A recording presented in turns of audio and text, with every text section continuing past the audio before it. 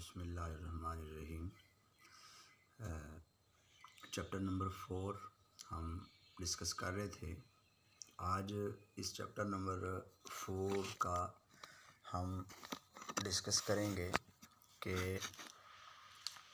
Mitochondria जो एक और स्ट्रक्चर है एक जनरलाइज सेल का, वो क्या होता है और कौन कौन सी जो चीज़ें हैं या कौन से जो फंक्शन हैं ये परफॉर्म करता है। तो जितने भी यूकैरियोटिक सेल हैं जिनमें वाज़िया डेफिनेट न्यूक्लियस होता है, उनमें माइटोकॉन्ड्रिया बेसिक रोल प्ले करता है। तमाम यूकैरियोटिक सेल में ये मौजूद होता है, but it is absent in prokaryotic cell. वो सेल जिसमें डेफिनेट वाज़िया न्यूक्लियस नहीं होता, उसमें माइटोकॉन्ड्रिया एब्सेंट होता है। जैसा कि ब्लू ग्रीन एल्गी, जिसको हम साइनोबैक्टीरिया कहते हैं, और बैक्टीरिया, इन दोनों में माइटोकॉन्ड्रिया जो है वो मौजूद नहीं होता। माइटोकॉन्ड्रिया क्या जो है वो डाइवर्सिटी ये है या इसकी वेरिएशन ये है कि सेल टू सेल शेप और साइज़ के लिहाज से ये मुख्तलिफ होता है। अब हम बात करते हैं माइटोकॉन्ड्रिया होता क्या है। आपने ये बात सुनी होगी पहले भी, 9th क्लास के अंदर ये लिखी हुई थी कि mitochondria is the power house of cell, of the cell. जो सेल है उसका पावर हाउस है, एनर्जी प्रोवाइड करता है माइटोकॉन्ड्रिया किसी भी सेल को। जब हम इसको माइक्रोस्कोप के नीचे देखते हैं, कंपाउंड माइक्रोस्कोप के नीचे, तो फिर हमें देखने में ये वेजिकल्स, थैलीनुमा वेजिकल, रॉड शेप या फिलामेंटस धागा, तीन चीज़ें मैं बता रहा हूँ। जब कंपाउंड माइक्रोस्कोप के नीचे हम इसे देखेंगे तो ये या तो हमें वेजिकल्स की शक्ल में नज़र आएगा, या रॉड की शक्ल में नज़र आएगा, या फिर ये माइटोकॉन्ड्रिया हमें फिलामेंट की शक्ल में नज़र आएगा। लेकिन अगर हम इसी माइटोकॉन्ड्रिया को या सेल के स्ट्रक्चर को इलेक्ट्रॉन माइक्रोस्कोप के नीचे देखने की कोशिश करेंगे तो इलेक्ट्रॉन माइक्रोस्कोप के नीचे इसकी जो मॉर्फोलॉजी होगी वो ज़्यादा कॉम्प्लेक्स होगी। अब वो ज़्यादा कॉम्प्लेक्स जो होगी वो किस तरह से होगी, उसकी जो शेप होगी और उसका जो इंटरनल स्ट्रक्चर होगा वो वेरी करेगा। और इसके अलावा हम जब देखते हैं माइटोकॉन्ड्रिया को इलेक्ट्रॉन माइक्रोस्कोप के नीचे तो हमें ये महसूस होता है कि माइटोकॉन्ड्रिया जो है वो डबल मेम्ब्रेन है, डबल मेम्ब्रेन बाउंडेड स्ट्रक्चर है। जैसे ये मेरी 2 उंगलियां आप देख रहे हैं, ये डबल मेम्ब्रेन बाउंडेड है। तो mitochondria double membrane bounded structure है। तो अब 2 मेम्ब्रेन्स माइटोकॉन्ड्रिया की हैं। एक मेम्ब्रेन जो है वो आउटर मेम्ब्रेन, जैसे मेरी उंगली आप देख रहे हैं मूव कर रही है इस तरह से करके, और दूसरी इसके अंदर जो मेम्ब्रेन है वो यूं करके इनसाइड फोल्डिंग है, तो वो भी इस तरह से, लेकिन वो अंदर से वो मेरी उंगली की तरह अंदर को फोल्डिंग है। तो आउटर मेम्ब्रेन जो है वो स्मूथ होती है, जबकि हाईली मेम्ब्रेन इनर मेम्ब्रेन जो है दैट इज़ इनसाइड फोल्डिंग, वो अंदर की जानिब फोल्डिंग होती है। और हमें ऐसा महसूस होता है जैसे वो उंगली नुमा उभार, उंगली नुमा जो है वो इनवेजिनेशंस अंदर की जानिब फोल्ड होते हैं। तो ये मेम्ब्रेन जो अंदर की जानिब उंगली की तरफ फोल्ड होती है, हम उसको क्रिस्टी कहते हैं। क्रिस्टी, आपको याद होगा जब मैंने एंडोप्लाज्मिक रेटिकुलम और गोल्गी बॉडीज़ का जिक्र किया था, तब आपको कहा था सिस्टर्ने, लफ्ज़ मैंने बोला था सिस्टर्ने, आज मैं बोल रहा हूँ cristae. The finger like projections inside the mitochondrial membrane is called as cristae, इसको हम क्रिस्टी कहते हैं। तो अब जो इनर मेम्ब्रेन है, मैंने कहा कि ये अंदर की जानिब फोल्ड होती है, उंगली नुमा इम्प्रेशन देती है फिंगर लाइक, तो इसको हम क्रिस्टी कहते हैं। अब क्रिस्टी का फंक्शन ये होता है कि माइटोकॉन्ड्रिया का सरफेस एरिया इंक्रीज़ करती है, उसकी जगह, जैसे हमारे लंग्स हैं या हमारे जो इंटेस्टाइन है उसके अंदर जो सरफेस एरिया है, एब्जॉर्प्शन सरफेस एरिया इंक्रीज़ होता है चीज़ें जो हैं वो फोल्ड हो जाती हैं, चीज़ें जो हैं वो एक्स्ट्रा बड़ी हो जाती हैं सरफेस एरिया इंक्रीज़ करने के लिए, तो या उनमें लेयर्स बन जाती हैं सरफेस एरिया इंक्रीज़ करने के लिए। इसी तरह से माइटोकॉन्ड्रिया की जो क्रिस्टी है या फिंगर लाइक प्रोजेक्शंस हैं, उनका फंक्शन ये होता है कि वो इंक्रीज़ करे सरफेस एरिया को इस माइटोकॉन्ड्रिया की, और इसको ज़्यादा से ज़्यादा एंजाइम कैरी करने में हेल्प करे जो रेस्पिरेशन में हेल्प करते हैं। तो माइटोकॉन्ड्रिया की इनर मेम्ब्रेन में जो क्रिस्टी होंगे, फोल्डिंग होगी, उसका फंक्शन मैंने आपको बताया कि उसका फंक्शन ये होगा कि वो इनसाइड फोल्ड होके ज़्यादा से ज़्यादा जो एंजाइम्स होंगे जिनका ताल्लुक रेस्पिरेशन के साथ होगा, उनको अपने साथ कनेक्ट करेगा ताकि ज़्यादा से ज़्यादा रेस्पिरेशन का प्रोसेस जो है वो हो सके। अब दो मेम्ब्रेन्स आप देख रहे हैं, ये दो मेम्ब्रेन के दरमियान खाली जगह भी आपको नज़र आ रही है। तो ये दो मेम्ब्रेन्स के दरमियान जो खाली स्पेस है, that is called as inter membranous space. Mitochondria की कितनी मेम्ब्रेन्स हैं? दो मेम्ब्रेन्स हैं। बाहर वाली आउटर जो स्मूथ है, अंदर वाली जो है वो स्मूथ नहीं है बल्कि कहीं कहीं से इनसाइड फोल्डिंग है, तो उसको क्रिस्टी कहेंगे। तो दोनों मेम्ब्रेन्स के दरमियान आउटर और इनर मेम्ब्रेन के दरमियान जो डिस्टेंस होगा, जो फासला होगा, जो स्पेस होगी, हम उसे कहेंगे इंटर मेम्ब्रेनस स्पेस। अब जो माइटोकॉन्ड्रिया है, इसकी अंदर वाली मेम्ब्रेन के दरमियान जो खाली जगह होगी, ये मेम्ब्रेन फ़र्ज़ करें बाहर वाली है, इसके अंदर वाली साइड पे अंदर वाली मेम्ब्रेन एक लगाएं और दरमियान में स्पेस खाली हो जाएगी। ये जो दरमियान में स्पेस खाली होगी अंदर की जानिब, यहाँ एक फ्लूइड मौजूद होगा, इसको कहेंगे माइटोकॉन्ड्रियल मैट्रिक्स। जैसे सेल की प्लाज्मा मेम्ब्रेन के और न्यूक्लियस के दरमियान साइटोप्लाज्म होता है, तो इसमें न्यूक्लियस तो मौजूद नहीं है, लेकिन इसकी जो माइटोकॉन्ड्रियल मेम्ब्रेन है उसके अंदर जो फ्लूइड मौजूद होता है, that is called as mitochondrial matrix. उसको हम माइटोकॉन्ड्रियल मैट्रिक्स का नाम देते हैं। अब ये केमिकल जो है, अगर हम इस मैट्रिक्स को देखें तो ये मैट्रिक्स केमिकली जो है वो बना होता है डीएनए से, इसके अंदर मौजूद होता है, इसमें आरएनए होता है, इसमें राइबोसोम्स मौजूद होते हैं, और इसके अंदर ऑर्गेनिक और इनऑर्गेनिक साल्ट होते हैं। The mitochondrial matrix is composed of DNA, RNA, ribosomes containing enzymes, organic and inorganic salts. These all components are necessary for the working of mitochondria. ये माइटोकॉन्ड्रिया की वर्किंग के लिए ज़रूरी होते हैं। अब माइटोकॉन्ड्रिया की जो इनर सरफेस होती है, उस इनर सरफेस में मैंने आपको बताया कि फिंगर लाइक प्रोजेक्शंस हैं अंदर की जानिब। तो इन फिंगर लाइक प्रोजेक्शंस के ऊपर छोटे छोटे वेजिकल्स लगे होते हैं, थैलियाँ, उनको हम कहते हैं F1 पार्टिकल्स। अंदर वाली मेम्ब्रेन, इनर मेम्ब्रेन के ऊपर जो है वो फिंगर लाइक प्रोजेक्शंस, उस फिंगर लाइक प्रोजेक्शंस के ऊपर वेजिकल थैलियाँ, उसके अंदर एंजाइम्स हैं। तो जो थैलियाँ हैं फिंगर लाइक प्रोजेक्शंस के ऊपर, हम उनको कहते हैं F1 पार्टिकल्स। ये F1 जो पार्टिकल्स हैं, इनके अंदर वो एंजाइम्स मौजूद होते हैं जो हेल्प करते हैं रेस्पिरेशन के अंदर। अब डिफरेंट टाइप की जो प्रोटीन्स हैं वो माइटोकॉन्ड्रिया के अंदर बनती हैं। F1 जो पार्टिकल्स हैं जो इनर मेम्ब्रेन के अंदर लगे हुए हैं वेजिकल की शक्ल में, these are related with the synthesis of ATP।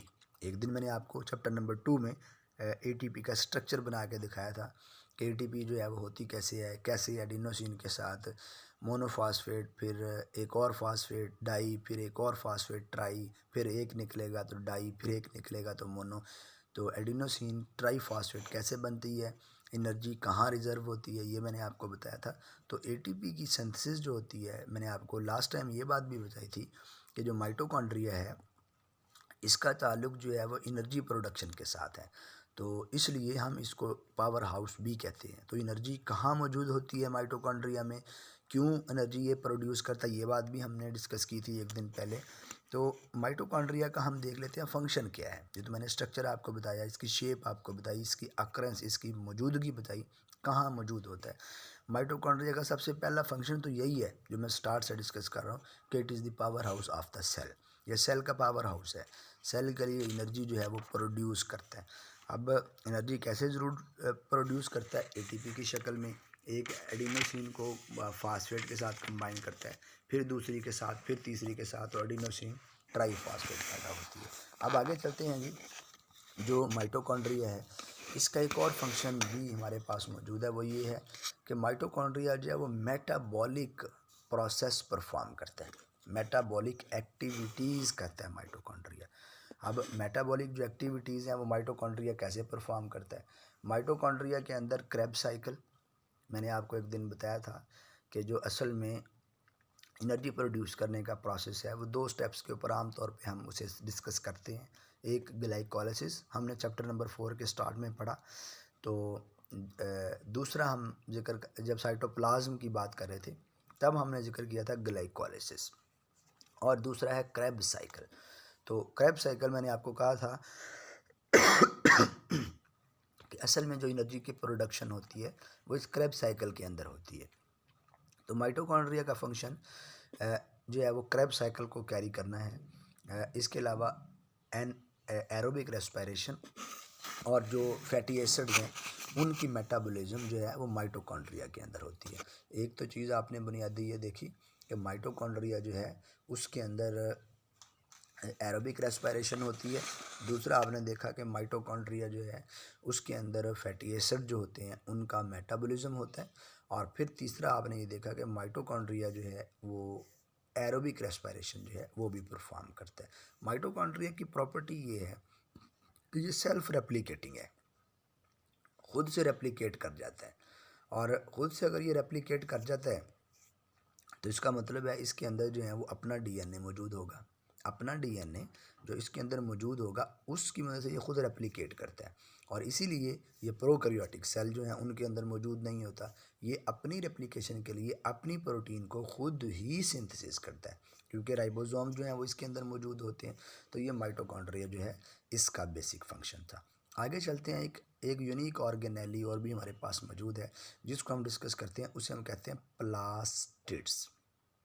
Plastids हैं, प्लास्टिड जो हैं वो मेम्ब्रेन बाउंडेड ऑर्गेनेली पिगमेंट को कैरी किए होते हैं, जिनके अंदर पिगमेंट्स कैरी जो पिगमेंट कैरी करते हैं।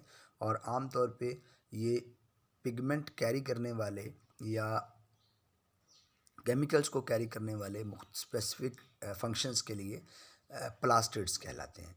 अब प्लास्टिड्स जो हैं वो मौजूद होते हैं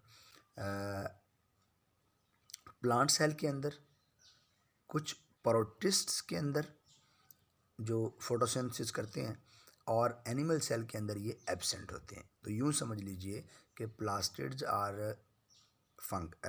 organelles which are present in plant cell as well as some in prokaryotic cell but absent in animal cell। ये एनिमल सेल जो हैं उनके अंदर मौजूद नहीं होते। तो ये इनका जो है वो फंक्शन होता है कि ये इनकी प्रेजेंस होती है। अब जो प्लास्टिड्स हैं अगर हम इनको डीपली ऑब्ज़र्व करें तो ये हमें देखने में 3 किस्म के नज़र आते हैं। एक को हम कहते हैं क्लोरोप्लास्ट, एक को हम कहते हैं क्रोमोप्लास्ट, और एक को हम कहते हैं ल्यूकोप्लास्ट। तो plastids basically pigment carrying components हैं, 3 किस्म के होंगे।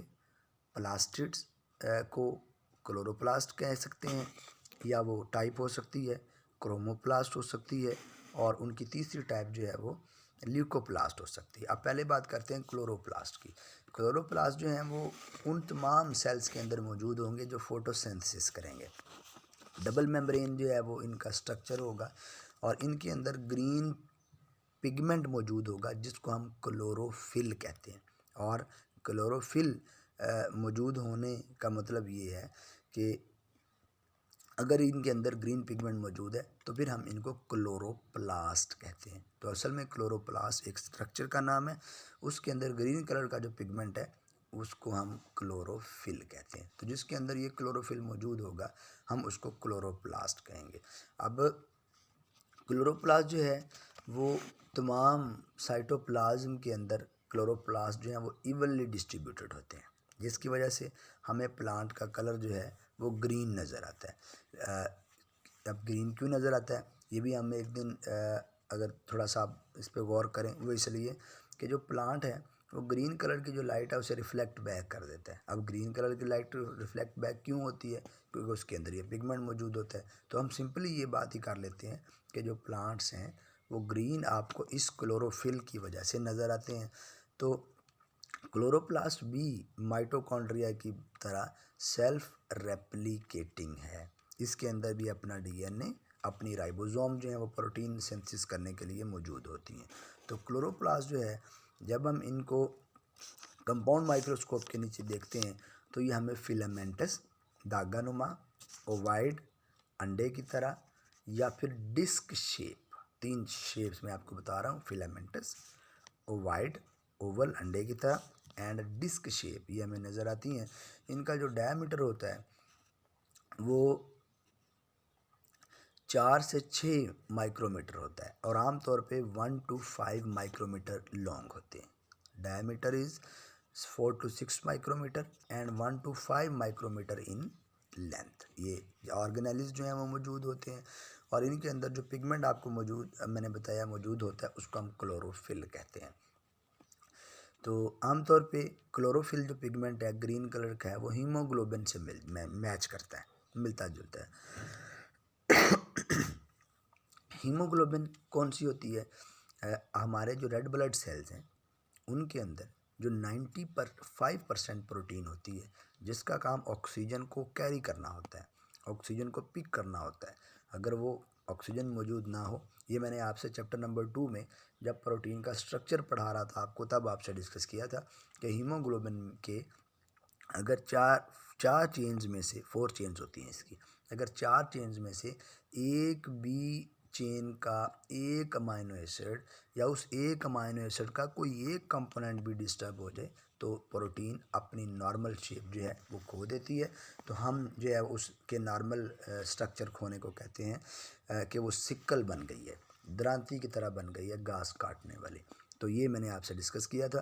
तो इसका मतलब ये है कि जो हीमोग्लोबिन है वो एक इम्पॉर्टेंट प्रोटीन है, इसका स्ट्रक्चर उससे मैच करता है। लेकिन इसमें डिफरेंस क्या है कि जो हीमोग्लोबिन है उसके अंदर मैग्नीशियम मौजूद होता है, जिस मैग्नीशियम की वजह से उसके जो रिंग्स उसका जो स्ट्रक्चर है हीमोग्लोबिन का वो बनता है, चारों चेन्स कनेक्ट होती हैं। जबकि इसके अंदर मैग्नीशियम मौजूद नहीं होता, इसके अंदर जो है वो फेरिक मौजूद होता है, Fe+2 इसके अंदर जो है वो फेरिक मौजूद होता है। तो ये डिफरेंस है दोनों के अंदर कि हीमोग्लोबिन के सेंट्रल पॉइंट पे जब वो उनकी शेप बनती है तो उस वक्त जो है वो मैग्नीशियम मौजूद होता है। इसके सेंटर में जब इसकी शेप बनती है, इसके सेंटर में क्या मौजूद होता है? फेरिक, Fe, ऊपर 2 प्लस जो है वो 2+ आपने ऐड करने हैं।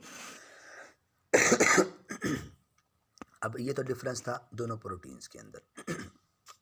जब हम लाइट माइक्रोस्कोप के नीचे इसको देखते हैं तो हमें ऐसे महसूस होता है कि साइटोप्लाज्म के अंदर छोटे छोटे दाने जो हैं वो तैर रहे होते हैं और वो छोटे छोटे जो ग्रेन्स हैं जो तैर रहे होते हैं उनको हम क्लोरोप्लास्ट कहते हैं। लेकिन जब हम इसी स्ट्रक्चर को उठा के इलेक्ट्रॉन माइक्रोस्कोप के नीचे ले जाते हैं तो इलेक्ट्रॉन माइक्रोस्कोप के नीचे हमें क्लोरोप्लास्ट कुछ ऐसे नज़र आता है। उसके 3 मेन पार्ट्स नज़र आते हैं। एक उसका जो हमें पार्ट नज़र आता है वो होता है एनवेलप, उसके गिर्द मेम्ब्रेन। Number 2 stroma. अगर आपको याद हो मैंने अभी माइटोकॉन्ड्रिया पढ़ाया और माइटोकॉन्ड्रिया के अंदर आपको बताया था माइटोकॉन्ड्रियल मैट्रिक्स। यहाँ मैट्रिक्स नहीं कह रहा, स्ट्रक्चर तकरीबन मिलता जुलता है, लेकिन यहाँ उसको हम कहेंगे स्ट्रोमा। नंबर 3 थैलाक्वाइट। जो बाहर वाली मेम्ब्रेन है वो तो स्मूथ होगी, अंदर वाली मेम्ब्रेन स्मूथ नहीं होगी, बल्कि क्या होगी? ये देखिए मेरी तरफ, ये मेम्ब्रेन आ रही है अंदर वाली, यहाँ आके रुक गई, यूं करके ढेर बना दिया, यूं करके रिंग बना दिया, फिर आगे चली गई, फिर आगे चली गई, फिर आगे जाके भी रिंग बना दिया, फिर और आगे फिर रिंग बना दिया, फिर यूं रिंग बना दिया, फिर जैसे जलेब होते हैं ना, जलेब होते हैं, सेम वही स्ट्रक्चर बनाती है अंदर वाली जाने फोल्ड होके। तो जो अंदर वाली जाने फोल्ड होके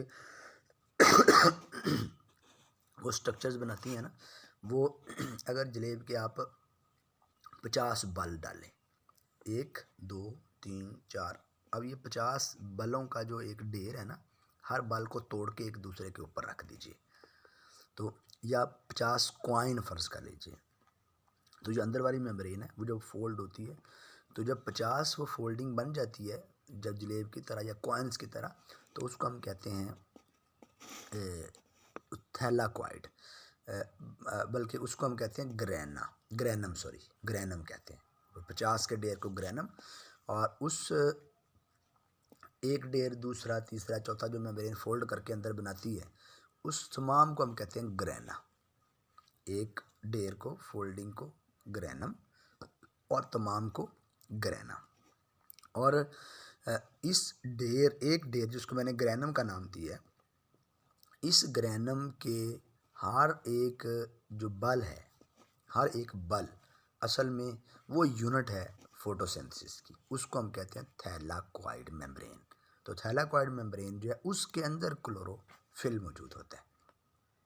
तो यूँ समझ लीजिए कि बाहर वाली मेम्ब्रेन जो है वो तो स्मूथ होती है, अंदर वाली जो मेम्ब्रेन है वो यूँ आ रही है, और यहाँ उसने डेयर बनाना शुरू कर दिया, जलेब बनाना शुरू कर दी, 50 बना दिए, ख़त्म।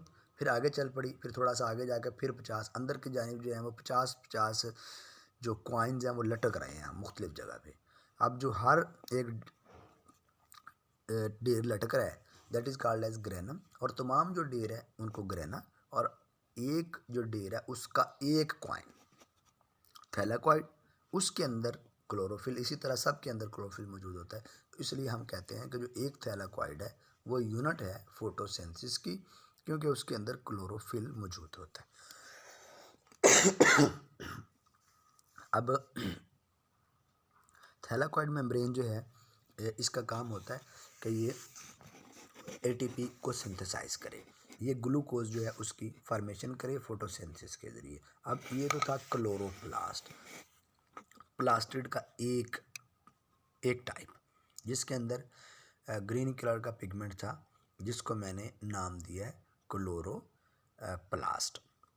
अब दूसरा जो प्लास्टिड की टाइप है उसको हम कहते हैं क्रोमोप्लास्ट। क्रोमोप्लास्ट क्या होता है?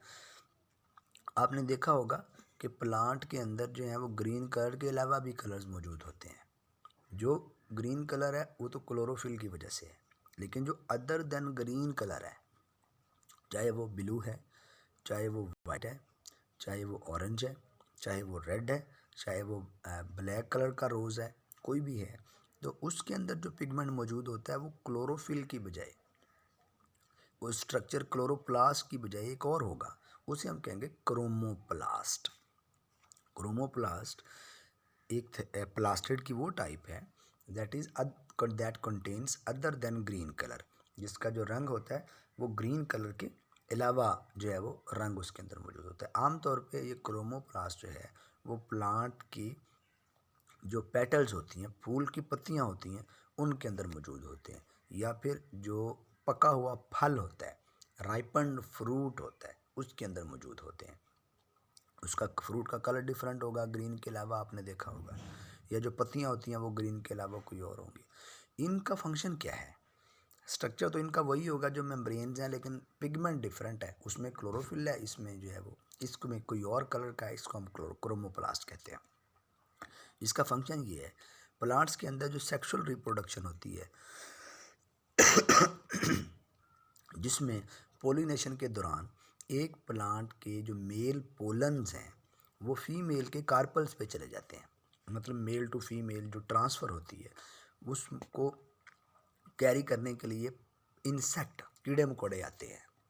शहद की मक्खी आपने देखी, वो एक फ्लावर पे बैठी, वहाँ से मेल जो कंपोनेंट है फ्लावर का उसे पिक किया, अगले पे चली गई, उसके जाके छोड़ दिया, तो उसकी जो फीमेल है वो जो मेल पार्ट लेके आई है उसके साथ फ्यूज़ कर जाएगा। ये होती है पोलिनेशन। सेक्सुअल रिप्रोडक्शन जो है उसका ये पार्ट है, पोलिनेशन होती है। तो इस पोलिनेशन करने के लिए ये ज़रूरी होते हैं, इसलिए कि अगर फ्लावर जो हैं वो कलरफुल नहीं होंगे तो जो कीड़े मकोड़े हैं वो उसकी तरफ अट्रैक्ट नहीं होंगे। तो क्रोमोप्लास्ट जो है that contains colour other than green. आगे चलते हैं जी, leucoplast.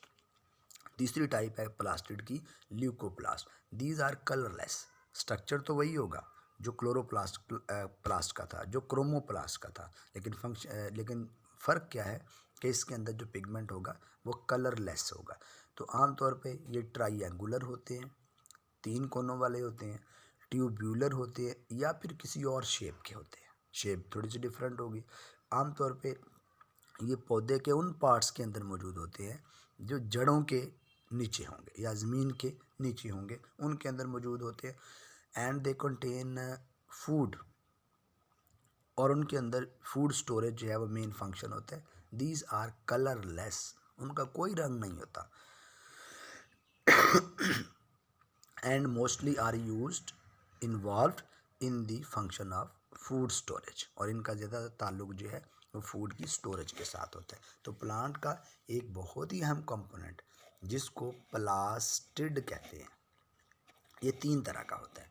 Chloroplast that is green in colour, chromoplast that is other than green, and leucoplast that is colorless. Chloroplast is directly involved in the photosynthesis.